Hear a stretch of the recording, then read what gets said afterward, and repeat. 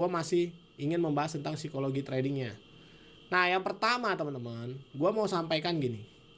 Yang kalian harus benahi dari diri kalian itu apa? Kalau kalian mau mulai trading, kalian mau fokus di dunia trading ini, atau kalian benar-benar ingin gitu ya, ingin grow di market, yang kalian harus benahi itu apa? Cara berpikir. Gue selalu bilang itu. Cara berpikirnya itu lu benerin dulu gitu loh.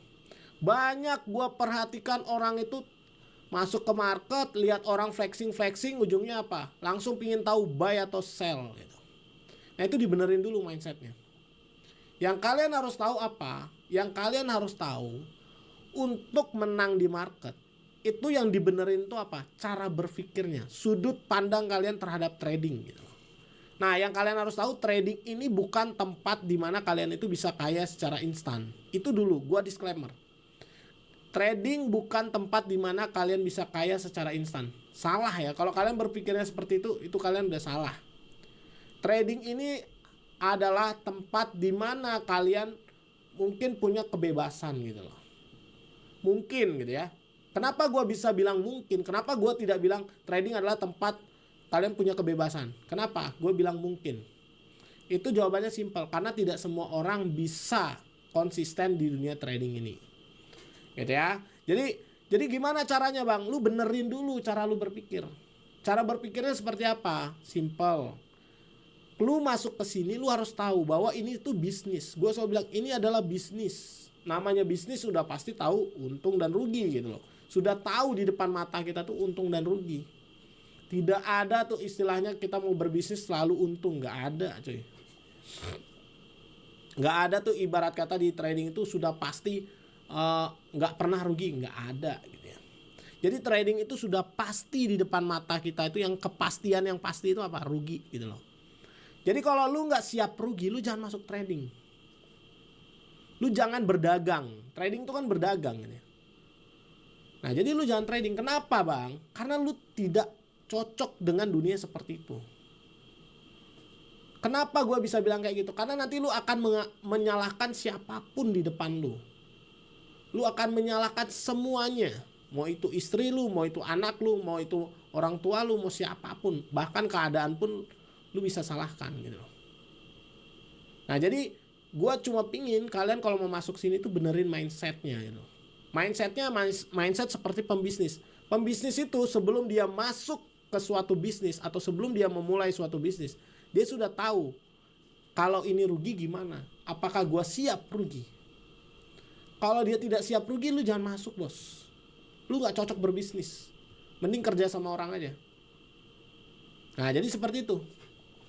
Kenapa harus seperti itu bang? Karena itu akan berhubungan dengan yang lain. Kalau lu paham itu, lu akan tahu. Oke, gue udah tahu nih kalau rugi akan seperti ini. Ya udah, lu akan tenang gitu.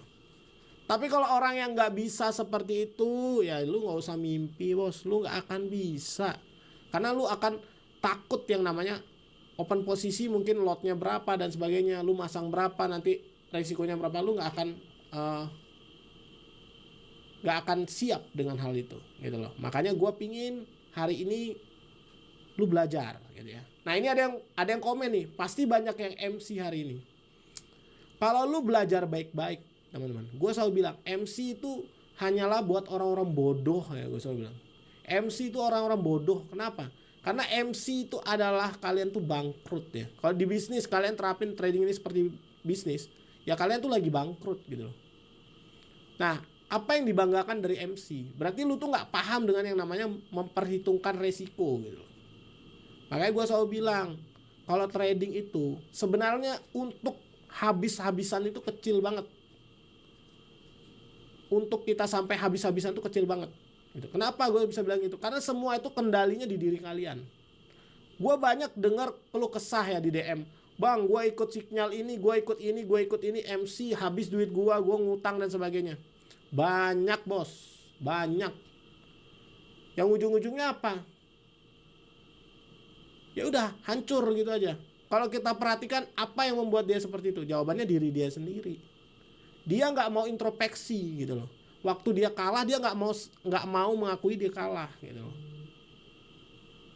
Jadi seperti itu teman-teman. Nah, gue berharap dengan adanya edukasi seperti ini, lu tidak lagi yang namanya MC-MC-an lah, Lu tidak lagi yang namanya kehilangan duit atau ngutang-ngutang. Janganlah gitu.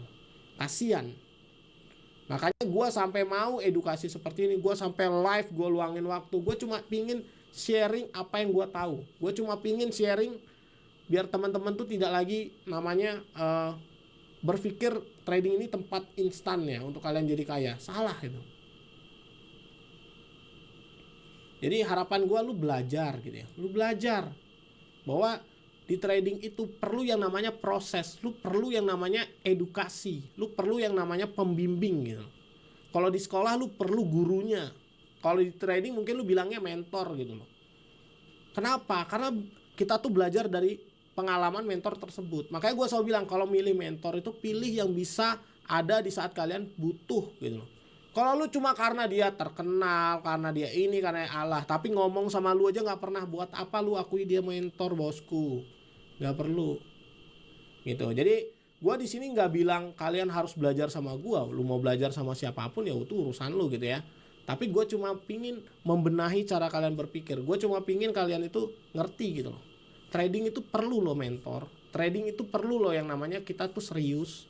Jangan cuma di sekedar aja gitu loh. Jadi itu ya. Jadi itu dulu dibenerin.